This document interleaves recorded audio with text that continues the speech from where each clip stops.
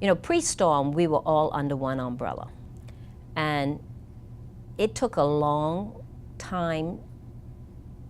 If you saw something needed to be done, it was a lot of red tape, whether it became facility-wise or academic. We could not do half of the things or most of the stuff that we do today pre-storm. Everything had to be, you had to do it for everybody or the good of everybody, when everybody didn't have the same type of children, nor the same type of needs, nor the building had the same type of needs. Post-storm, what we need for maintenance or even with capital, we can go after. We can go after with, without having to get maximum approval. I can call up my board meets every month. We can change things on a dime and say, okay, I have a limit where I can spend. And then I can say to my board, look, this is needed now. Like when the plumbing went out, when the sewer backed up, instead of having to call somebody who has to call somebody else to get approval, I can pick up the phone and say, Sewage and Water Board, plumber, I need you here, and I can get you out. And then our children are not inconvenienced, because a school, without kids, there is no school. And like I tell everybody, without the children, we have no jobs.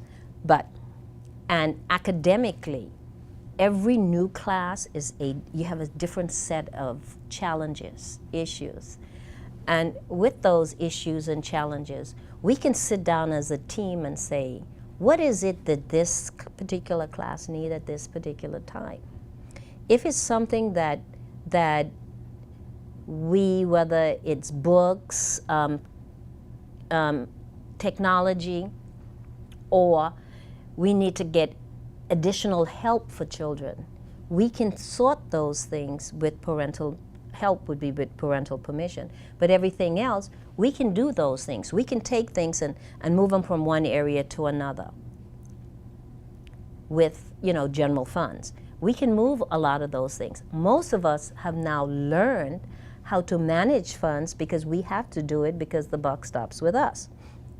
And when the buck stops with where you are, you have a lot of sleepless nights trying to say, oh, wait a minute, did I do that right? And then you can call up different people and say, even within your board, you can look at your board for the resources that you need, because your board should be made up of the resources that you need.